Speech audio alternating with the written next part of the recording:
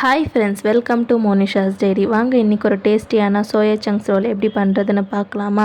இப்போ இருக்கிற பசங்க வெளியே போனாலே இந்த மாதிரி ரோல்ஸ் தான் நிறையா விரும்பி சாப்பிடுவாங்க. அதை நம்ம எப்படி கொஞ்சம் ஹெல்த்தியாக வீட்டிலே செஞ்சு கொடுக்குறதுன்னு பார்க்கலாம். இது கொஞ்சம் டைம் டேக்கிங் ப்ராசஸாக தான் இருக்கும். பட் நாமளே செஞ்சு கொடுத்து அவங்க நல்லா இருக்குன்னு சொல்லும்போது அதோட ஹாப்பினஸ்க்கு ஒரு ஹிண்டே இல்லை, அவ்வளோ ஹாப்பியாக இருக்கும். ஸோ வாங்க இப்போ எப்படி பண்ணுறதுன்னு பார்க்கலாம். ஃபர்ஸ்ட் ஒரு மிக்சிங் பவுலில் 2 ஸ்பூன் அளவுக்கு தயிர், உப்பு, சில்லி பவுடர், ஒரு 1/2 ஸ்பூன் அளவுக்கு தனியாத்தூள், நான் மேகி மசாலா, இது ஆப்ஷனல் தான், நீங்கள் வேணான்னா ஸ்கிப் பண்ணிக்கலாம். நான் கொஞ்சமாக கரம் மசாலா இதெல்லாமே போட்டு நல்லா மிக்ஸ் பண்ணிவிட்டு இது கூட நான் 10 நிமிஷம் சுடு தண்ணியில் சோயா சங்க்ஸ் ஊற வச்சுருக்கேன், அதையும் ஆட் பண்ணிக்கிறேன். இது கூட கேப்சிகமும் ஆட் பண்ணிக்கிறேன். நீங்கள் வேணால் இதில் சிக்கனில் கூட செய்யலாம், அதுவுமே டேஸ்ட் சூப்பராக இருக்கும். இதை மிக்ஸ் பண்ணி வச்சுருங்க, மேரினேட் ஆகட்டும். ஸோ நான் ஆல்ரெடி சப்பாத்தி மாவுக்கு மாவும் பிசைஞ்சு வச்சுட்டேன். இப்போ வெஜ்ஜீஸ்க்கு குக்கும்பர், கேரட் அண்ட் ஆனியன் எடுத்துருக்கேன். உங்கள்கிட்ட கேபேஜ் இருந்துச்சுன்னா அதை கூட நீங்கள் ஆட் பண்ணிக்கலாம். இப்போ இதில் கொஞ்சமாக உப்பு, லெமன் ஜூஸ் ஆட் பண்ணி மிக்ஸ் பண்ணிக்கிறேன். ஸோ இது ரோலில் சாப்பிடும்போது கொஞ்சம் க்ரன்ச்சியாக ஜூஸியாக நல்லாயிருக்கும்.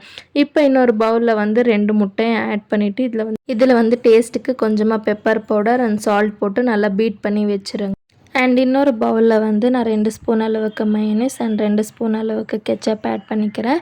அண்ட் இதுலேயே கொஞ்சமாக chaat masala and mixed herbs add பண்ணிவிட்டு நல்லா மிக்ஸ் பண்ணி வச்சிட்டோன்னா நமக்கு ஸ்டஃபிங்க்கு தேவையான திங்ஸ் எல்லாமே ரெடி ஆகிடும்.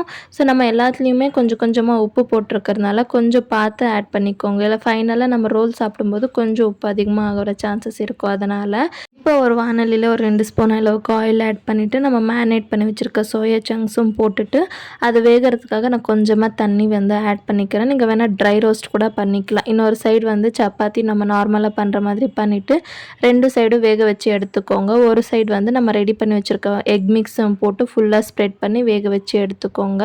இப்போ இதில் நம்ம சாஸ் ரெடி பண்ணியிருக்கோம் இல்லையா, அதை ஃபுல்லாக ஃபஸ்ட்டு போட்டு ஸ்ப்ரெட் பண்ணிவிட்டு நம்ம ஊற வச்ச வெஜ்ஜீஸையும் போட்டு அதுக்கப்புறமா நம்ம ரெடி பண்ணி வச்சுருக்க சோயா சங்க்ஸும் போட்டுட்டு இதுக்கு மேலே இன்னும் கொஞ்சம் க்ரன்ச்சினஸ்க்காக நான் வெஜ்ஜீஸ் ஆட் பண்ணிக்கிறேன். இதுக்கு மேலே நீங்கள் கெச்சப், மயோனைஸ் எக்ஸ்ட்ராவாக வேணும்னா கூட ஆட் பண்ணிக்கலாம். அவ்வளோதான், நம்ம சப்பாத்தியை ரோல் பண்ணி கட் பண்ணி சர்வ் பண்ண வேண்டியது தான். ஸோ கண்டிப்பாக நீங்களும் உங்கள் பசங்களை வீட்டில் செஞ்சு கொடுத்துட்டு எப்படி வந்துச்சுன்னு மறக்காமல் கமெண்ட்ஸில் சொல்லுங்கள். அண்ட் இந்த வீடியோ பிடிச்சா லைக் பண்ணுங்கள். பாய்.